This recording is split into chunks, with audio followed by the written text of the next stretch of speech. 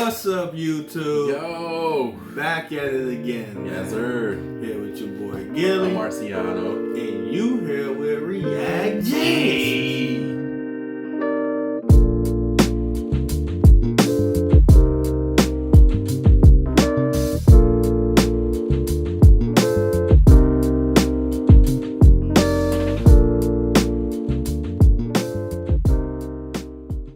Here to bring you some Genius Reaction. Yes, sir. And today we got another Sunny V2 video for y'all. Who was the first one?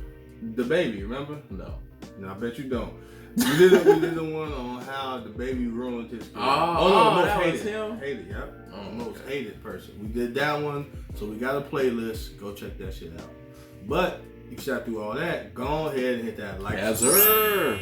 Go ahead and hit that like and subscribe, and we really appreciate it. But we ain't gonna hold y'all up no longer.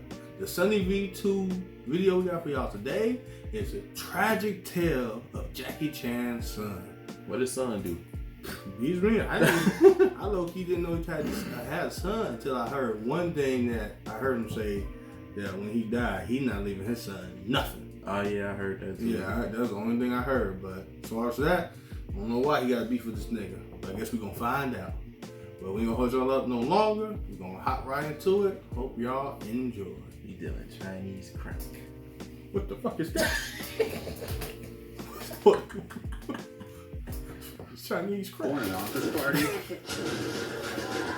Nobody brings Fireball to an office party. What are they talking about? Jackie Chan's only son hasn't had the easiest life. Between an unsuccessful film career and the time he spent in prison, JC Chan has been unable to live up to the high standards set by his father, and it all began with JC's luxury upbringing after his birth in 1982. At this point in time, Jackie Chan was permanently busy with acting and would therefore spend only 2 weeks per year with his son, which was, quote, contained in the household as they were too famous to go outside. His father's busy schedule meant that JC was raised almost entirely by his mother, who began to spoil him with luxuries afforded by Jackie Chan's fame and fortune. Jackie wrote in his memoir, when he was little, JC never had to worry about having enough food, how to pay his school fees, or if he needed to be driven anywhere. I would arrange it all. I regretted that later. No one should have such a good life from their birth. Jackie Chan clearly believed this, as his upbringing was almost the opposite. Brought up in dirt poor conditions by refugee parents who couldn't even afford to pay for his birth, Jackie Chan was forced to develop discipline as well as an appreciation for scarcity. In addition to this, Jackie Chan's youth consisted of drama training all day long, from 5 AM to 11 PM with breaks for lunch and dinner. When he misbehaved, he was beaten with canes. When he fell ill, he was told to suck it up, which Jackie Chan has since highlighted as beneficial in comparison to his son's upbringing. I really thank you, my teacher, that tortured me, becoming really, we never drop one rice on the table. Whenever I go back my home, I see my son's shoes, one like this, one like this. One socks, another socks.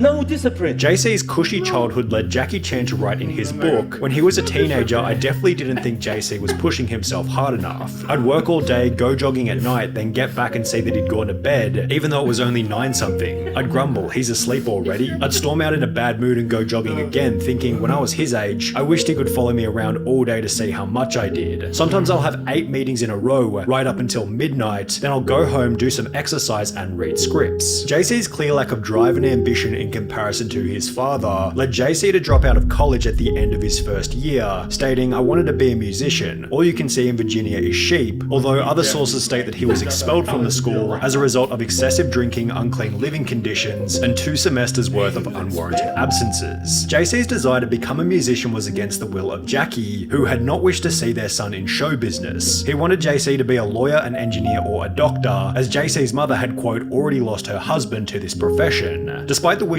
of his parents, JC moved from Los Angeles to Hong Kong in 2004, where he planned on cultivating his own successful story in music, stating, it is my hope to become famous based on my own abilities, rather than rely on my image. JC was so confident in moving to China that he gave up his American nationality in exchange for Chinese nationality. However, it's possible that this choice came into question after he'd released his first album. Described in reviews as being a horrid absolute waste of money, the album, simply titled JC, was a commercial failure. The reason for this, as described by JC himself, was because Hong Kong is different from other places. You need to do music and movies, leading JC to appear in his first film titled The Twins Effect 2, which received an IMDb rating of less than 5 out of 10 stars. And while it'd be ridiculous to expect an Avengers-level performance from JC's first on-screen appearance, the movies which followed weren't that much better. He'd appear alongside his father for Jackie Chan's 100th movie titled 1911 Revolution, yet the collaboration resulted in Jackie Chan's least financially successful and least positively received picture to date, grossing only $127,000 before receiving a score of 8% on Rotten Tomatoes. 1 year later, JC would play the main character in a movie called Double Trouble, which also entered media headlines after grossing an even more pitiful $9,000 during its first 2 weeks, making it one of the biggest box office flops in history. To add insult to injury, JC would then play the main role in a movie called Whoever, which despite a government mandate forcing it to be played in half of the country's cinemas, failed to crack the Chinese top 10 and has received only 15 ratings on IMDb since its release in 2012. The only positive news for JC seemed to have been coming from his music career, as his second studio album would top Taiwanese charts in 2010, although it seems the album hasn't achieved much long-term success, as there's not even a single online review for the music, and it took about 30 minutes of digging just to find the track list. The performance of the album was unimportant anyway, because on the 14th of August 2014, JC would find himself in a profound new media scandal, making every prior controversy seem insignificant. Police would upload footage of JC Chan being arrested at his parents' $10 million luxury Beijing apartment, during which he'd admit to having approximately 100 grams of weed in his cupboard. This was extra bad for the Chan family's reputation, as Jackie Chan had been China's official anti-drug ambassador since 2009. For this reason, Jackie Chan would take to social media to apologize, writing, "For my son JC to get into such trouble, I'm very angry and astonished. As a public figure, I'm ashamed. As a father, I'm heartbroken. I can't begin to describe his mother's pain. I failed to be a good father and I deserve the blame. I will take the responsibility and apologize to the public on behalf of JC."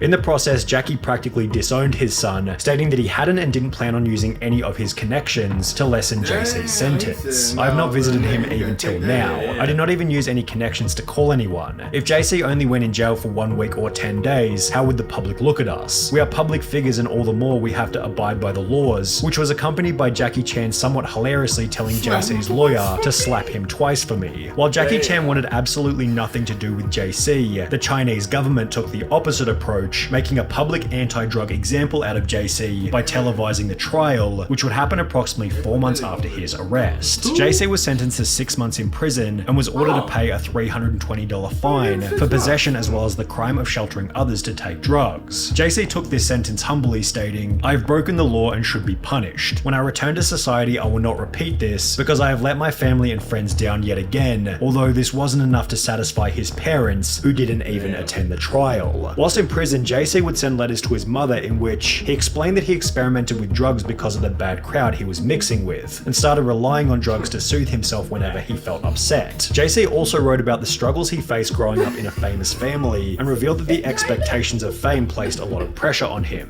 He then expressed his unhappiness with Jackie for not showing him enough concern. However, his father wasn't rushing to offer any kind of sympathy. Jackie Chan would state in an interview, "I hope to be an anti-drug ambassador for life. I even hope that after JC is out, he can be an anti-drug ambassador too, telling everyone to stay away from drugs," which was followed by Jackie stating publicly that he supports the death penalty for certain serious offenses. Additionally, Jackie Chan would announce that he would donate the entirety of his reported $350 million net worth to charity and not pass it on to his son JC, adding, "If he is capable, he can make his own money. If he is not, then he will just be wasting my money." The problem is JC's earning capacity has been stifled pretty severely as a result of the public sentencing. For example, in the 3 years prior to his arrest, JC acted in 10 different movies. However, since his imprisonment almost 10 years ago, he's appeared in only 3 films, one of which he wasn't even credited for as a result of the scandal. JC also lost endorsements from Adidas, Nivea, Yishion, Johnson & Johnson contact lenses, Stride Gum, KFC, and Chevrolet, with this rock bottom causing him to return to America, even though he was no longer a citizen there. The father and son still share a residence in Hong Kong, though they don't spend much time together.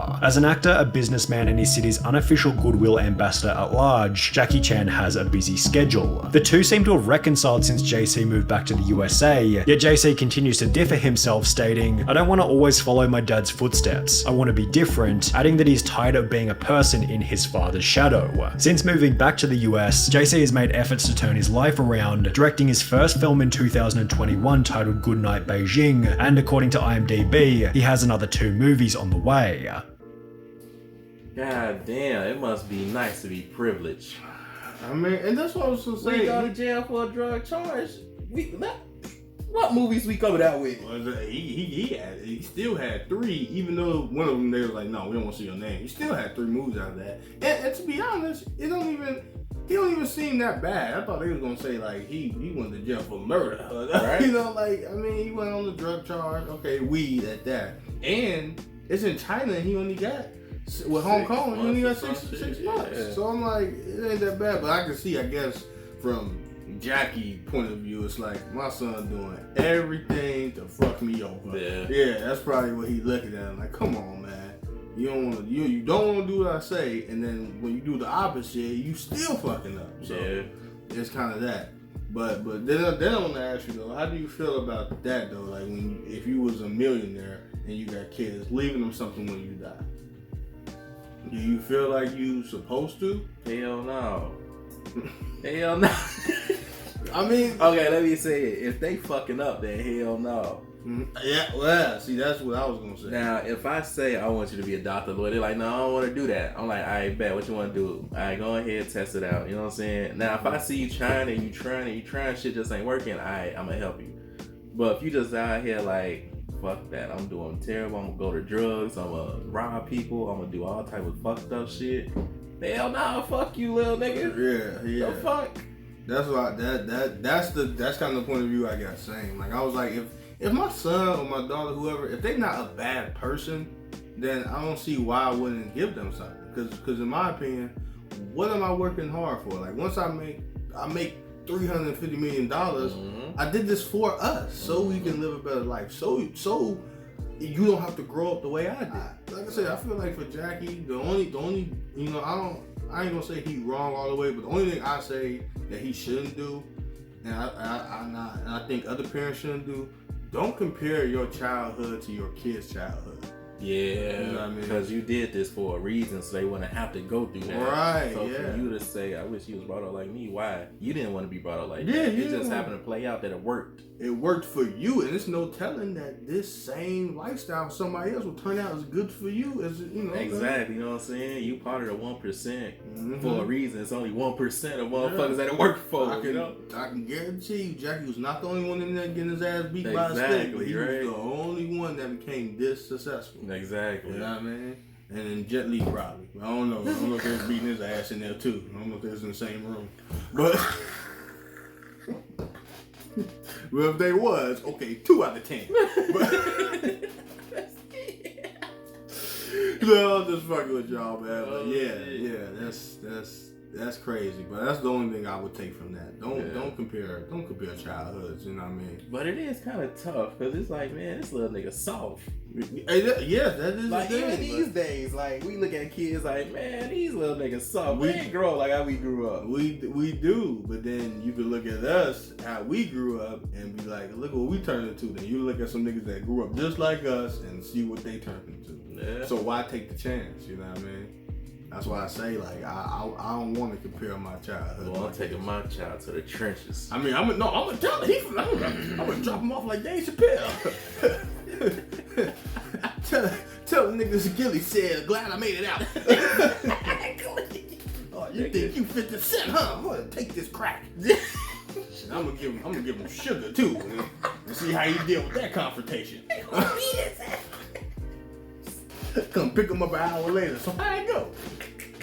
Did you become gangster? Did you become gangster? And it so happened I come back and he's the fucking boss of the block. I'll be like, oh damn, man. You know, it was a success. Excuse me, sir. Now come back home, man. You tripping? Shit. That's funny to see. I ain't saying don't expose them to you know your upbringing. So cause that makes them grateful too. Yeah. You know what I mean? So you definitely should do that. But don't be like, oh, because I had it rough, I'm gonna make it rough for you. That's right. Like, come on now. Then you worked hard for nothing. It's generational wealth. That's what we're trying to build. So every generation be better than the last. So Right. you don't have to go through this and he don't have to go through that, and we can be together. You know what I mean? Like I said, and my thing is, I always said this: if I was a millionaire, I would, when my kids turn 18, I would give them $1 million and buy them a place to stay, and I'll pay the rent. Sheesh, you'll give him $1 million at the age of 18? Yep. Imagine if we got $1 million at the age of 18. You're right, that's what I'm saying. And you have that to live with. So if you don't make nothing of yourself with that, then bro, I'm not helping you. There's nothing else I can do for you. I don't think that's too early. I mean, you can mess around with it. That's what I'm saying. 18 with $1 million, you can mess around. You can spend half of that. You can spend half of that before you 21 and still have $500,000 left to do something with. That's what I'm saying. Like, no, like you have this opportunity, like you said, to chase your dream. You have $1 million comfortable. Oh, okay. So you saying to find out what they want to do in life, you give them $1 million. Yeah, basically. Oh, like, I thought you were saying just give them $1 million. Oh no! Don't give this crackhead $1 million. I'm not gonna give this goddamn crackhead $1 million. If I know my son's a drug addict, I'm not gonna give. I know my son. Like, look, nigga. Look, I know if I give you $1 million, you gonna buy 40 pounds of weed. So I'm not gonna give it to you, but I'll help you with other stuff or pay your bill or something. Okay, that makes You know what I sense, mean? But if you have a dream, I'm saying, like, if my son, like, I want to, like I said, well, it's like us, like, you want to be a painter or something? Right. All right, look, I give you $1 million. You have the next 10 years to try to be a painter. Right. Now, if it failed and I see you really tried, then I'll put you on to something. I'll be like, all right, look, I'm fucking Jackie Chan. I can help you find, Right. I can help you find something. But if you got 10 years and you blow that money, you have nothing to show for it. But excuses, bro, Yeah. I don't trust you. Yeah. I don't trust you. I'm like, you blew it. Now you got to get out there and work at 7-Eleven Yeah. because you fucked it up. Yeah. You know what I mean? Yeah. But that's why I say I even pay your rent. So that means don't even worry about how you living. Everything after that is on you. If you want cable, internet, no, you gonna handle that. That's personal. You want that $5 for that porn site? That's for you. You put that in your debt. You budget with that. You have $1 million. Right, you know what I'm saying? You If you blow $1 million on porn, go to jail. Yeah. First of all, go to the doctor. Because that meat is destroyed. That meat is fucking destroyed.